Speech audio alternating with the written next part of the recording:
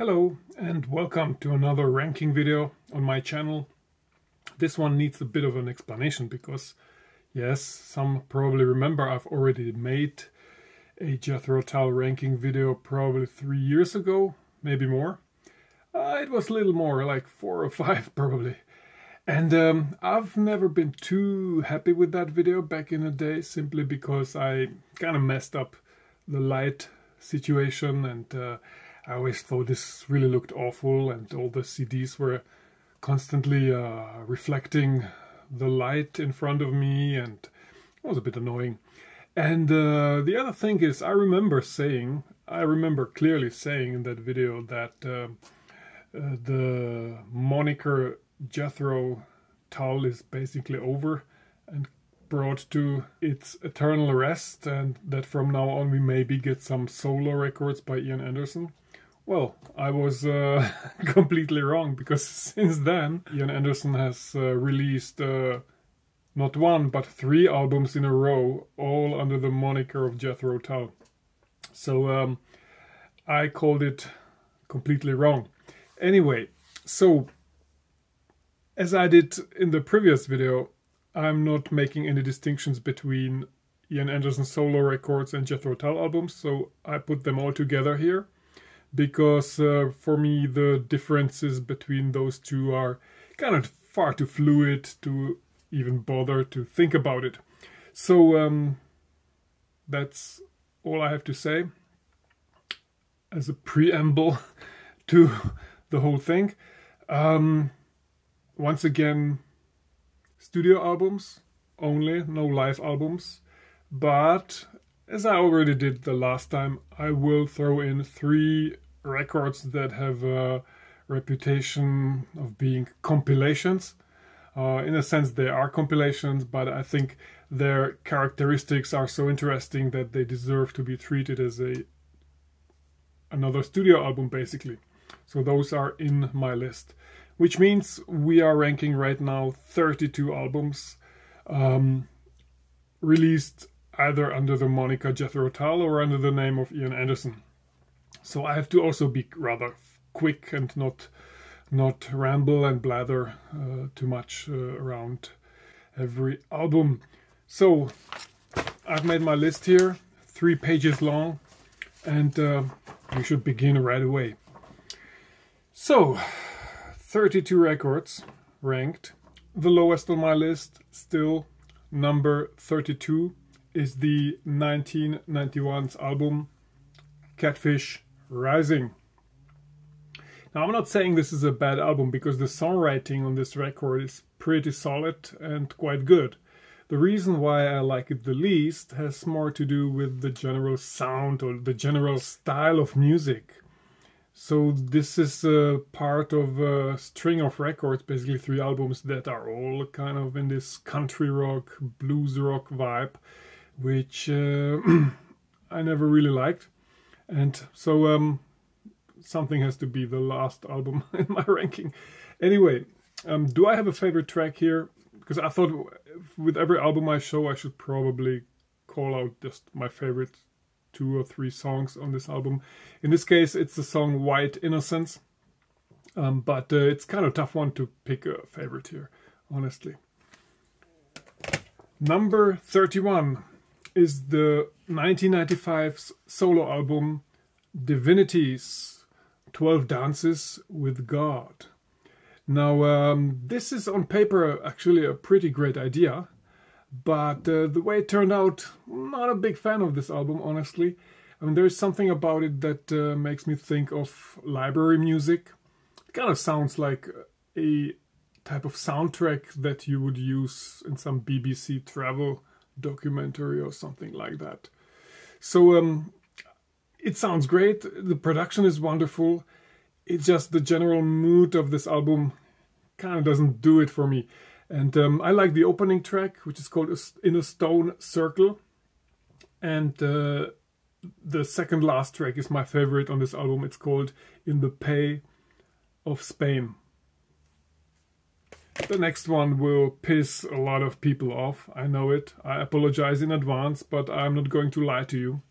So number 30 is the 1968 debut album this was. Now, do I think it's a bad album? Absolutely not.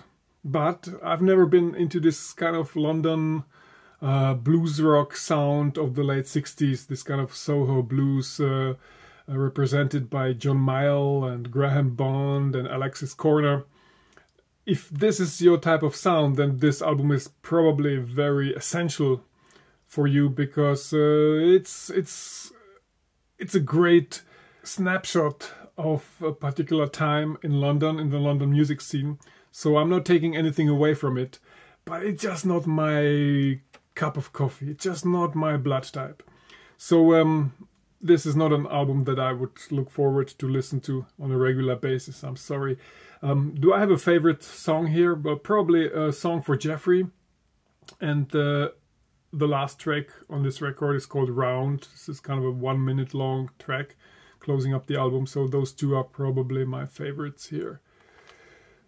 So, number 29 is the 1989 album Rock Island. Now, again, this is part of a sort of album trilogy that came out in the late 80s and early 90s, where Jethro Tull has this sort of post-ZZ Top type of sound, this kind of country rock, blues rock sound that I really was not a big fan of. But in this case, I can certainly tolerate it better on this album than on Catfish Rising. My favorite tracks here would probably be The Whaler's Juice and Strange Avenues, most certainly. This is a good song. Number 28 is from 1976 and is called Too Old to Rock and Roll, Too Young to Die. Now, this album has always been a bit of a dividing record amongst Tull fans.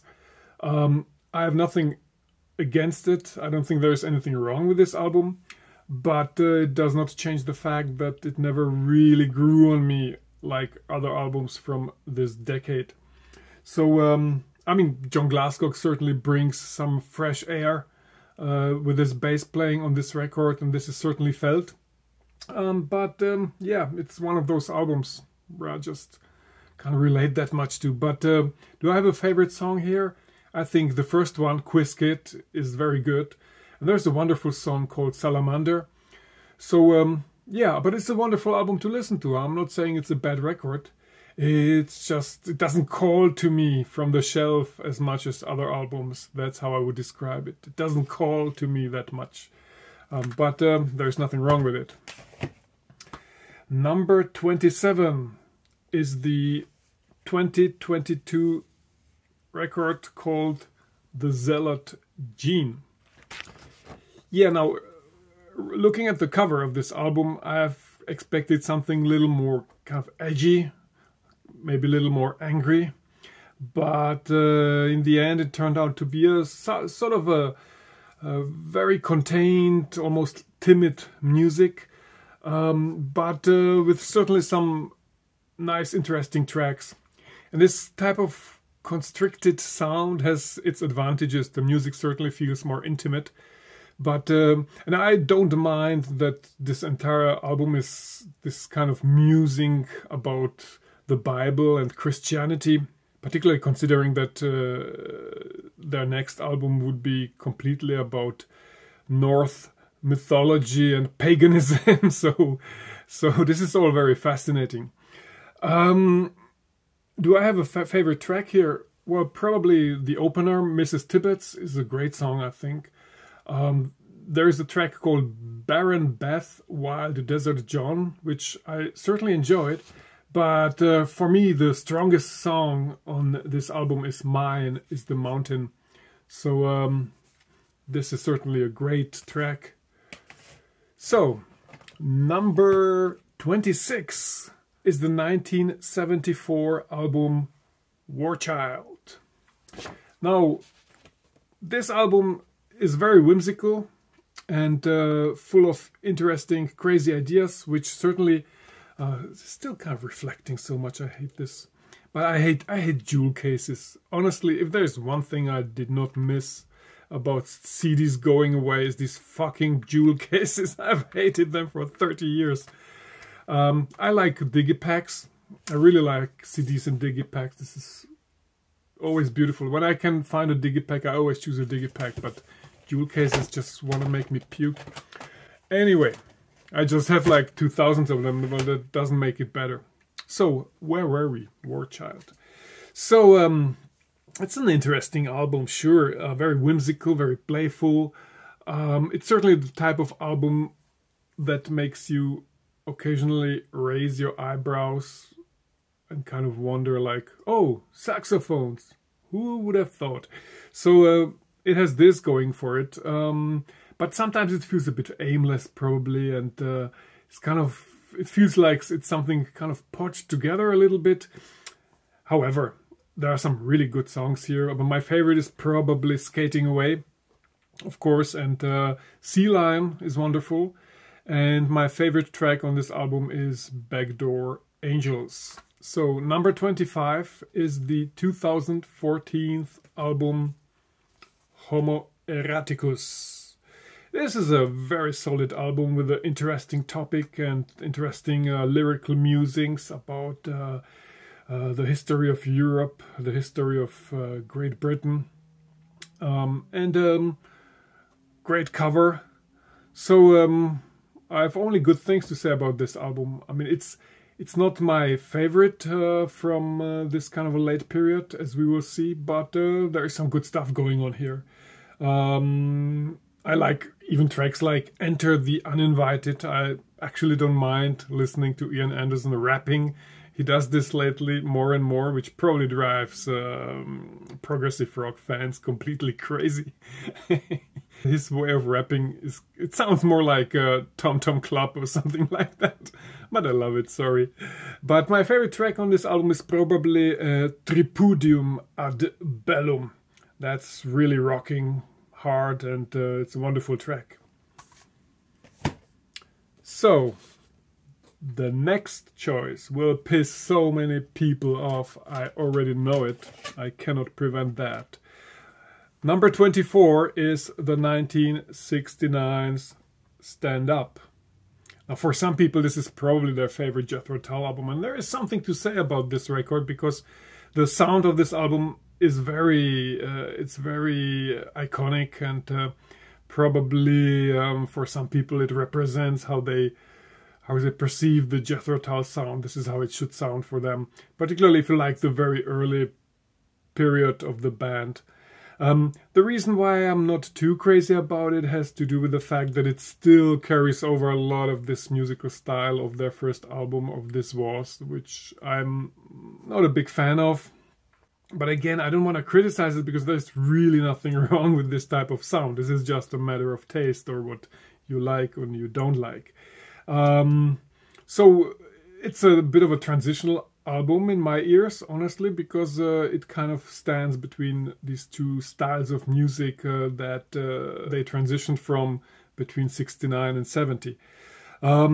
Some great songs here, but for me the album becomes more and more interesting towards the end of the record, I would say. My favorite track here is most certainly Fat Man. Now that is a wonderful track. That is so timeless that if you would have recorded this in the 90s, then everybody would say, yeah, wonderful, nice, innovative, good. So I mean, the idea that they recorded Fat Man in 1969, I still find it a bit shocking. We Used to Know is a wonderful song, most certainly, and Reasons for Waiting is another of my favorites on this album. So, this was page 1. It's 3 pages. Now, my number 23 is the 1972's album Living in the Past. So this is the first one of 3 records that are being considered compilations, so usually never get used in rankings, but I see this a bit differently, because the dominant part of this compilation comes from songs that were not released on albums, but are kind of single B-sides, but some of really great stuff here. I think this may be a compilation, but it has a reason and value in itself, I think. My favorite tracks here. First of all, there is this wonderful 10-minute version of Dharma for One, which is outstanding. That alone is reason enough to get this album, this 10 minutes long Dharma for One live version. And of course it has Living in the Past, which is a wonderful song. So this is another favorite song on this album for me. So we're moving forward. Number 22 is the 2000s solo album, The Secret Language of Birds. So this certainly marks the beginning of a particular period in the Jethro Tull / Ian Anderson musical history, where the music becomes very kind of chamber music-like, a little more acoustic actually, but at the same time very sophisticated and very, very great production. I certainly like the songwriting. I like these timeless observational lyrics. There is one track on this album which is called A Better Moon. Now, A Better Moon is one of the best songs Anderson has ever written, I think. This is a wonderful track. I mean, if the entire album was like A Better Moon, then this would be probably one of my favorite records of all times. So this is a really good one. But I like also the kind of a more odd compositions here, like Panama Freighter, for example, or Boris Dancing. This is all very interesting. So it's a shame that Ian Anderson's solo albums are kind of overlooked sometimes, and certainly to some extent underrated, just based on the fact that there is not this Jethro Tull stamp on it. Number 21 is the 2003's album, the Jethro Tull Christmas album. Now that is the second of the before mentioned 3 records here in my selection that are usually not being considered for rankings because they are not being considered a proper studio album, but more like a type of compilation. But in this case, again, I pretty much disagree because, first of all, it is true that like 80% of this album is made of songs that have been written much earlier in the 90s and the 70s, etc. Basically all the little gems and tidbits in Jethro Tull's career that could be absorbed into this concept of a Christmas album. And yeah, as a matter of fact, Anderson wrote a whole bunch of songs that have a kind of a Christmassy or kind of a December winter mood about them. So this works pretty well, but it is recorded anew with a whole new band. Excuse me, I need a bit of my tea here. Earl Grey, of course. So this is a wonderfully sounding album, but it has also few new songs, new compositions. And one of them is actually my favorite song on this album, and it's called First Snow in Brooklyn. It's a wonderful track. And there is, of course, Jack Frost and the Hooded Crow in a new recording. Beautiful sound. And the album closes with a instrumental composition by Martin Barr, which is called A Winter Snowscape. And this is fantastic. Great stuff. So, number 20. We are down to 20. Number 20 is the 1987's album Crest of a Knave. This is a cool album and I really enjoy listening to it. So you may think this is low on my ranking list, but everything coming right now in these next 20 records is just fantastic. I like all of them. So this is basically the first of 3 records in this kind of blues rock, country rock era that I've talked about before, and that is not my favorite chapter in Jethro Tull's history, but out of those 3 records, this one is certainly my favorite. I do like a song like Budapest and Jumpstart. Said She Was a Dancer. those are good songs, and I like the lyrics a lot. It's the time when they got this completely batshit crazy Grammy for heavy metal. So anyway, number 19 is the 2012 record Thick as a Brick Part 2. Now that was a very cheeky idea by Ian Anderson, and some people probably thought now he's going too far. Basically touching the sacred album from 1972 and doing something like that with it. This can only go wrong. Well, truth to be told, this is a wonderful record. I really like it. I like the idea that they kind of still worked with this sand cleave design, but not as a newspaper, but as a website, because of course it's over 30 years later, so things have changed. So St. Cleeve Chronicle doesn't print newspapers anymore. They have a sort of a shabby website that no one looks at. So yeah, I like this one. I mean, it's an interesting idea. It's some very good writing here. Ian Anderson uses another singer here, kind of supporting him in some parts, which works very well, I think. And I wish he would do this more often. Yeah, do I have a favorite track here? Certainly let me look at my list here. Certainly a track called Shunt and Shuffle. A Change of Horses, wonderful. And Banker Bats, Banker Wins is pretty much a great song. I really like this one. So, good sound, interesting album. And let's move on. Number 18 is the 2023's album Rockflöte. So this is a concept album about Norse mythology and about the kind of Scandinavian roots of people from North England. And it's all about paganism and very kind of Viking oriented. And this album starts already so great with a track called Voluspa. And Anderson is kind of turning here into this Celtic Leonard Cohen. But at the same time, the album is rocking a lot in some parts, some great guitar solos, and it's good fun. I enjoyed this one from the beginning to the end, and I certainly have some favorite tracks here, particularly a song called Ginung Gagap, and there's a song called Hammer on Hammer. There's a song called Wolf Unchained, which is fantastic. I mean, if you listen to Wolf Unchained, you just want to sit there and just scream, Valhalla! Valhalla! And yeah, most of all, a track called The Navigators. It's a wonderful song. And even the last track called Itavol is pretty amazing. So this is an enjoyable album, very adventurous, and yeah, it's a good one. Now, number 17 is the 1995 album Roots to Branches.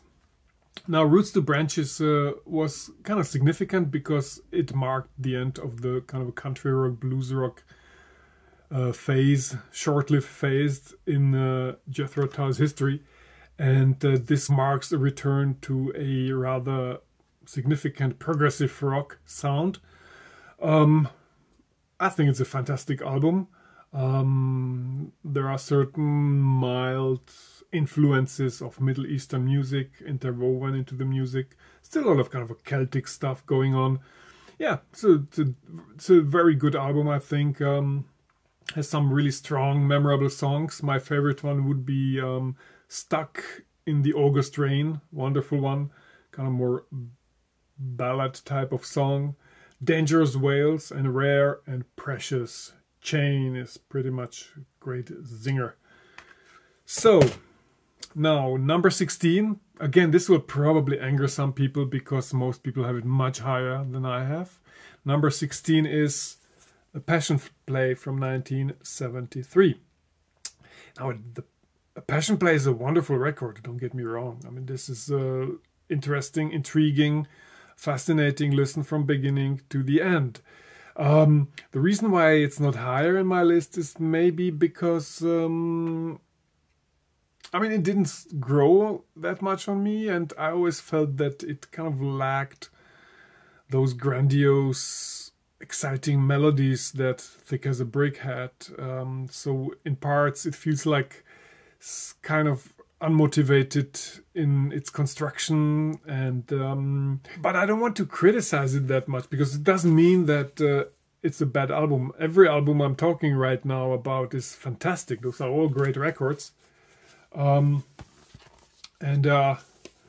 probably the one album that shows Jeffrey Hammond really on top of his game. Yeah, so it's a fascinating record. Just not as intriguing for me as some of those other records that we will be talking about, but I have really nothing against it. Number 15 is the 2003's solo album Ruby's Dance. So this is one of my favorite Ian Anderson solo records. This album is really good. Some fantastic compositions here. I really love the songs here. It's all very inventive and very observational, and those are very interesting snapshots from an artist who is a very interesting observer of the things in this world. And yeah, I have a lot of favorite tracks on this album actually. One would be Lost in Crowds. Amazing song. Just if you want to listen to one song from this album, check out Lost in Crowds. This is amazing. Caliandra Shade, wonderful song. The kind of tongue-in-the-cheek song Urology. Old Black Cat is really fantastic little ballad, and there's even kind of interesting, completely unexpected tracks like Not Ralitsa Vasilieva. So, number 14, and now we get into the present, is the 2025's Curious Ruminant. Yeah, so this is my favorite record from these last 3 albums that Jethro Tull released, and those 3 albums that I did not talk about in my old ranking video because they didn't exist at that point. And yeah, that's a strong album. I've actually only good things to say about this album. So, I mean, the band is completely on fire here. Great guitar solos. The new guitarist, basically the 4th guitarist in Jethro Tull's history. In some parts he sounds almost like Ian Berenson. Has this kind of very melodic vibe, and there's all kind of heavy rocking elements suddenly coming out of the woodworks here. My favorite track on this album is probably the title track, Curious Ruminant. There's a wonderful song called Stygian Hand, followed by another great track called Over Jerusalem. But I think the big track here on this album that is truly wonderful and well crafted is Drink from the Same Well. So yeah, that's a really good one. Good album. I can only hope that Mr. Anderson will deliver some more of those. Number 13 is the 1999's album jtull.com. Now, I just made a little video not a while ago where I talked about this album, because this is one of those albums that Jethro Tull fans seem to hate for reasons that do not reveal themselves to me, to be honest, because I think it's heavily underrated and it's quite a fantastic album. I even like it better than From Roots to Branches. Martin Barr is on fire here. It's very unjustly dismissed, I would say. It's a very underrated record. I love the mood of this album. So it has a lot to offer. And I like the title track, .com. But my favorite track is at the same time one of my all-time favorite tracks by Jethro Tull anyway, which is a track called El Niño. Just check El Niño out and then tell me what you think if you don't know it already. So, this was page number 2. Number 12 is the 1993's record double album Nightcap. Now this is the third one of those 3 records I talked about that are being considered a compilation, and so in a sense they should not be part of ranking videos, but I think this album is so unique in itself that it certainly deserves to be here. So this is basically it's a double CD concept here, and I actually want to talk only about the first of these 2 CDs. I mean, the second CD is a bunch of kind of B-sides and deep cuts of the band, and it's all well and good, but the first CD contains all these Chateau Disaster recordings that were later replaced by the Passion Play project, and that the band basically abandoned for many years. So this was kind of the failed album back in the day. And here you get it for the first time in a kind of a polished, new structured way. And it's a great fun, wonderful. You already had some of these tracks in the 80s when this 20 years Jethro Tull box came out. And I would say like 60–70% of this was already featured here. But I really like it. It's a look back to the kind of classic prog period between Thick as a Brick and the Passion Play, and it has a lot of this kind of thick as a brick inventive quality to it, and yeah, great stuff. Particularly 3 tracks come to mind that I find really like top tier. The one is called Left Right, the other one is called Critique Oblique, and the third one is called Post Last. So good stuff. It's, if you are kind of into the proggy part of Jethro Tull, it might be an interesting idea to get this so-called compilation. So, all right, number 11 is Ian Anderson's first solo album, 1983's Walk Into Light. Another album that people barely ever talk about and completely dismiss, and so I will never get tired to beat the drum for it. This is a wonderful 80s record. Yes, it's an 80s production. It's basically only Ian Anderson together with Peter John Vatassi. So this is basically synthesizers, flute and voice. But it's beautiful. I like the songwriting. I like just this kind of mid-80s atmosphere or early 80s atmosphere. Very observational, talking about things that I kind of know from my youth. And yeah, I just like the entire appearance of this album. I love the photograph here, this complete change in style with Anderson. Yeah, so this is a wonderful, overlooked solo album that just speaks to me a lot, I think. I like the songs. Do I have a favorite here? Made in England, Trains, User-Friendly, and of course, Different Germany. So I certainly will not get tired to promote this record. Number 10 is the 1975's Minstrel in the Gallery. So this album is part of another kind of trilogy between War Child and Too Old to Rock and Roll and Too Young to Die.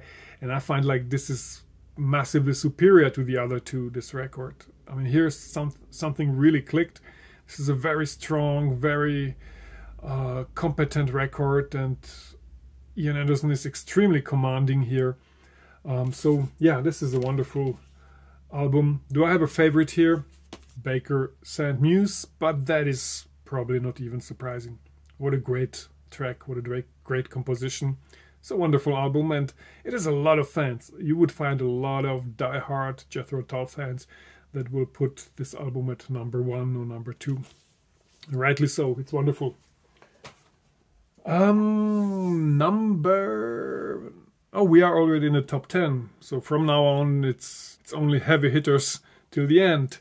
So number 9 is Songs from the Wood, 1977. So another trilogy. By the way, many years ago I've noticed that you can take the entire catalog of Jethro Tull and subdivide it in trilogies, and it really works. It's crazy. So this is the start of the so-called folk rock trilogy. And out of those 3 records, probably my least favorite one, as this ranking clearly shows. But I mean, it's it's up there in the top 10 for me. It's a wonderful record, sounds great. John Glasscock is fantastic here. Wonderful mood of this album. So I have nothing really negative to say about the record. I mean, Hunting Girl is probably my favorite song here, but Fire at Midnight, what a wonderful closer. And of course the opener, Songs from the Wood, and what else? The Whistler is here. So this is a brilliant record, and for some they're number one, and again, I totally understand. So it's quite a miracle that I've managed to be so fast. I mean, usually a video like that would end up being like 2 hours long in my case, which is who should be watching that? Number 8 is really one of my favorites. It's the 1980s album A. So this was supposed to be Ian Anderson's first solo album, but Chrysalis kind of talked him into making it a Jethro Tull album. But of course, the lineup was completely different, and so it created kind of this weird situation that Tull suddenly appeared, with the exception of Martin Barre, with a completely new gang. Eddie Jobson is on board here, and you can hear him a lot, because it would be crazy to have Eddie Jobson on your album and underuse him. So this is a very electric violin-oriented album, very synthesizer-oriented album. It kind of marks the beginning of another trilogy, which is kind of the Electronica trilogy. And I like the themes, I like the music. It's still, composition-wise, it's very proggy, actually. There are all kind of crazy rhythm changes. At the same time, there are some light hints of kind of late 70s dance music and sort of post-punk vibe, if one can say so. It's a very adventurous album, actually, and it breathes this kind of spirit of modernity and conspiracy, and it just marks this beginning of the 80s. So it has its own character. I really like this record. It's a great musical adventure to listen to it. Also, check out the backside. It's just too brilliant. Oh, those days. How I miss them. So, number 7. Number 7 is 1970s Benefit. Now, this I would consider chronologically the first Jethro Tull album that really blew me away. Now, this is for me the iconic album, probably together with Aqualung, that kind of represent the Jethro Tull sound to me. And the way they sound here is just fantastic. It has this kind of early 70s hard rock vibe to it. The bluesy aspect of it is much more in the background, kind of replaced by more like prog rock element and folk rock elements, and a lot of psychedelic guitar playing, I would say. So this is probably one of the most kind of psychedelic albums they ever released in those days. And this was never really something they would dip into. But I think Martin Barre's guitar playing has a lot of this kind of psychedelic character to it. So wonderful drumming by Clive Bunker. A lot of tracks that I enjoy. Just the first 3 tracks on this album, just in that row, are fantastic. With You There to Help Me, Nothing to Say, Alive and Well and Living In. This just flows. It's a brilliant record. To Cry You a Song, another of my favorite. Just wonderful album. Great stuff. Very iconic. Number 6. Number 6 is the 1982 The Broadsword and the Beast.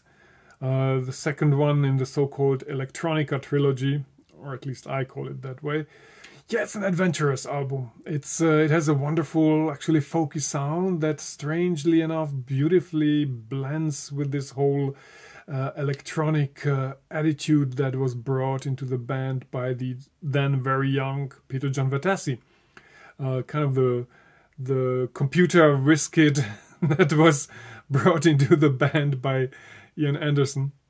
And he kind of started to look a bit different a year or 2 years later, but at the very beginning he really looked like he's 16 and spent his puberty in some cellar surrounded by Atari computers. Anyway, wonderful record. I mean, I like the compositions here. The themes are fascinating. The cover is just off the chart, I think. One of the best Tull covers. Very adventurous, the whole record. At the same time, Anderson's voice is great here. One of his best vocal work here. I have a lot of favorite tracks here. Most of them are actually on the A side, I would say. I like the B side as well, but the A side is just a stunning flow from beginning to the end, with Beastie, Clasp, Flying Colors, Fallen on Hard Times. On the B side, of course, you have this incredible kind of elegiac, majestic broadsword. Another excursion into sort of historic times, which Anderson does from time to time when his lyrics are not entirely kind of contemporary observational snapshots. Then he sometimes dwells into these kind of archaic eras and historical times. Brilliant record. Wonderful. Number 5 is the 1979 Stormwatch. Another great cover. Now, Stormwatch is the last of the 3 so-called folk rock albums, but it doesn't sound very folky if you ask me. It's probably the one album that's closest to sort of 70s hard rock heavy metal music. I mean, the guitar playing by Martin is very hard here. Kind of a political observational look at the North Atlantic. So this is all very brilliant and very exciting and very, very adventurous. Wonderful songs, by the way. And I mean, it's probably a little kind of sadly tainted by the demise, by the death of John Glasscock, who still plays on 3 or 4 songs here. But overall, it's a fantastic album that has its own kind of gritty mood and some fantastic songs.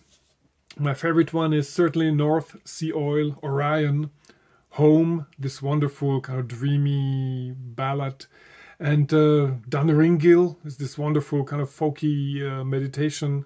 But there is one song here that is one of the most underrated Jethro Tull songs of all times, which is Something's on the Move. I mean, if you're a Tull fan and you don't know Something's on the Move, then you are doing something wrong. So, brilliant album. And let's move on to the next one. Number 4 is the 1971's Aqualung, my birth year. So, yeah, what can I say about Aqualung that has not been said before? It's a great sounding album. Always fascinated me that in later interviews it was always revealed that they felt like they were struggling with the sound, that Anderson was unhappy with the band, etc., etc. You couldn't tell from just listening to it. It just sounds really great, and is of course the one big iconic record by them that if people know just one album by Jethro Tull, then it's probably this one. So my favorite songs here: Cross-Eyed Mary, most certainly, Up to Me, Mother Goose. Yeah, love this album. But we have now arrived at the top 3 of my Jethro Tull records. Number 3 is 1972's Thick as a Brick. Fantastic album, brilliant. One of the best things I've ever heard. It's just so beautifully constructed, and it flows just so beautifully. From theme to theme. I mean, it's almost a miracle that they actually could pull something like that off, because it sounds almost impossible. And yeah, wonderful, famous cover. That is, I don't want to take it out now because it's pretty old and it's just a little too enclosed here. And but you've probably seen how this looks if you start to unfold this entire newspaper. So a lot of work, a lot of humor went into designing this entire newspaper with dozens and dozens of articles and ads and all kind of crazy things. Of course, it has the reputation of being kind of a tongue-in-cheek mockery of progressive rock bands and concept albums in general, which was kind of en vogue in those days. I guess it is that, but honestly, if Ian Anderson would not be repeating that for 40 years now in almost every interview, you would barely notice, honestly. You would barely notice that there's something about this album that is kind of like a mockumentary or something. It doesn't take much to take it completely seriously, I'm afraid to say. Maybe this says more about me than anything else, I don't know. Number two. Number two is the 1984's Under Wraps. Yeah, in my last video this was on number one, and some people called me stupid because of that. Whatever, man. So I've reached a point in my life where I'm not making excuses. I'm not trying to explain to you anymore why I think this is a great album and what you're missing. No. This is just a great album, and I believe that the amount of people that start to recognize that is getting bigger and bigger and bigger. And you know what? In 5 years from now, it's not even an outrageous notion that I put it at number 2 in my ranking here. Yes, it has a drum machine instead of a drummer. Well, you have 31 other albums by Ian Anderson that has drummers on them, so what do you want? It is a snapshot of its time. It was recorded in 1984. It was released in the midst of synth pop, electronica craze in pop music. And I mean, it was released like, I don't know, 4 or 5 months before The Age of Consent by Bronski Beat came out. This album was surrounded by Depeche Mode and Frankie Goes to Hollywood and stuff like that. And even in those days, Ian Anderson kind of carved out his own niche because it's a style of its own.